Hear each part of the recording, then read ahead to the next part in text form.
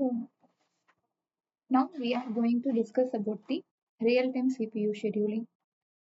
There are two types of system in real time. One is the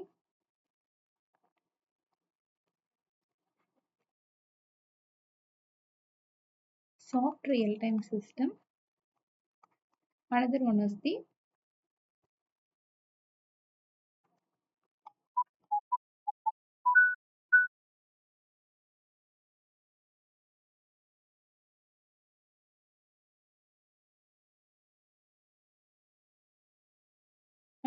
the hard real-time system. So in soft real-time system, there is no guarantee when a critical real-time process will be scheduled. So it won't take care of that or worry about the deadline, all those things. But in hot real-time system, the task must be serviced by its deadline. So it will be taking care if the particular task deadline is given, the task need to be completed its execution before that deadline. So it will take care of that deadline. Okay. So there are two types. One is the soft real-time system. So the soft real-time system, it won't guarantee when a critical real-time process will be scheduled. In the hard real-time system, a task must be serviced by its deadline. So it will be taking care of complete the execution of task within the given deadline. Next, latency. So the latency is the amount of time that elapses from when an event occurs to when it is served. Now consider that so the event has been occurred at time t0. So the event E first occurs. Okay. Then the real-time system have responded to that event at time t1. So this is a real-time system response to the event E. Okay, so consider this as a timeline. So the time between that T0, that is the event occurs first, to the T1, that is the system response. That time is called as the latency. That is also called known as, we can also tell it as that event latency. Okay, so this time is the event latency. Okay, so we have two types of latency. One is that first one is the interrupt latency. Second one is the dispatch latency. So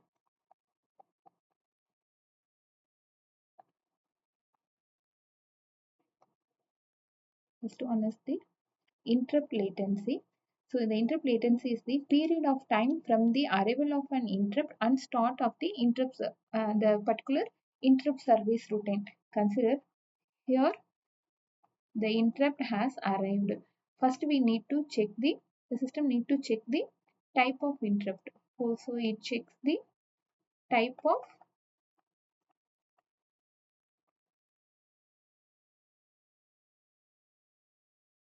interrupt.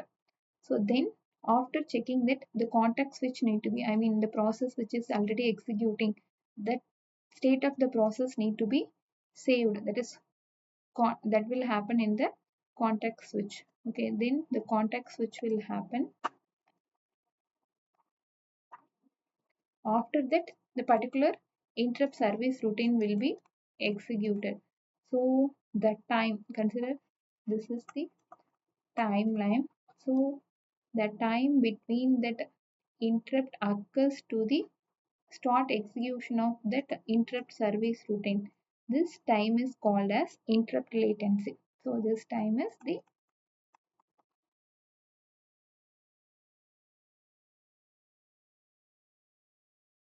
interrupt latency. So this is the first type. So we have, this is the interrupt latency. The second one is the dispatch latency.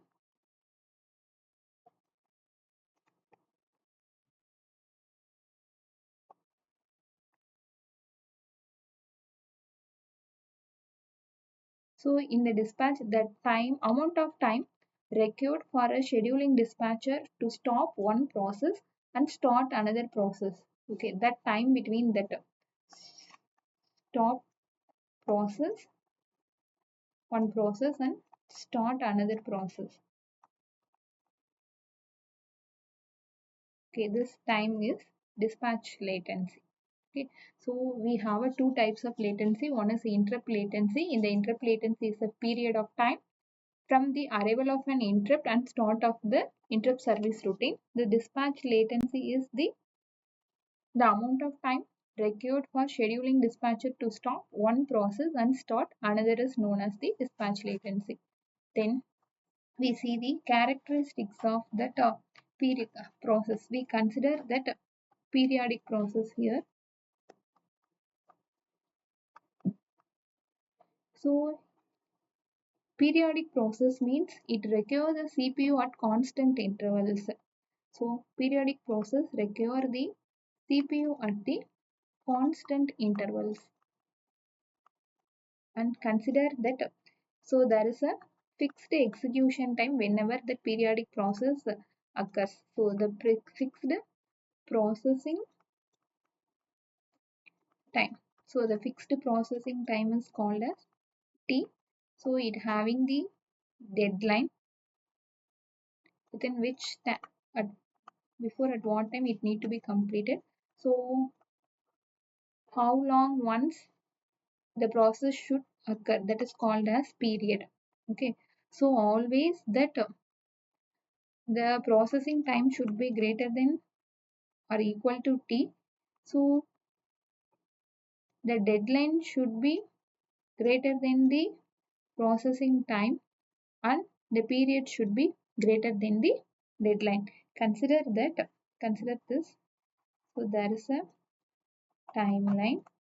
Okay, so at first the process occurs here. This is the process, the execution time for a process. This is the deadline and this is the period. Okay, so we divide that into a three period. So this is period 1, period 2, period 3. So again the process occurs in the second period. The same execution time. Always the execution time is fixed for the periodic process. Then this is the deadline. Then this is the period. So for next, this is the T. This is the deadline. It might be the period. Okay. Then one more thing, we have a policy called as admission control. So the job of that admission control is if the process can be executed within that particular period or a deadline, then only the process can be allocated to a CPU. Otherwise, it will be rejected. So it do either admit the process to a execution or it reject. Okay.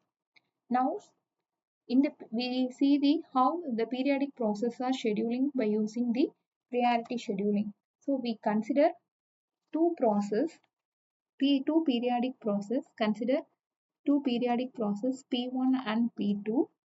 Okay. Then the period for P1 is 50. The period for P2 is 100. The execution time for P1 is 20. The execution time for P2 is 35. And consider that the deadline is before start of the next execution. Okay. So it means that the deadline is for P1 is 50 and P2 is 100. And also consider the P2 is higher priority task, having the higher priority. Okay. Now consider this. We also calculate that ratio, how much percent of CPU has been utilized for executing this two periodic tasks. So the ratio is, so P1 ko it is 20 by 50 plus 35 plus, sorry, 35 divided by 100. So it is 75% of CPU has been utilized by this two. Okay, so remaining 25. So if any process it may have a ratio of 25, it can be also scheduled with this. So now consider the priority scheduling. So consider this is the timeline. We divide that into 10 millisecond. So 0, 10, 20, 30, 40, 50, 60.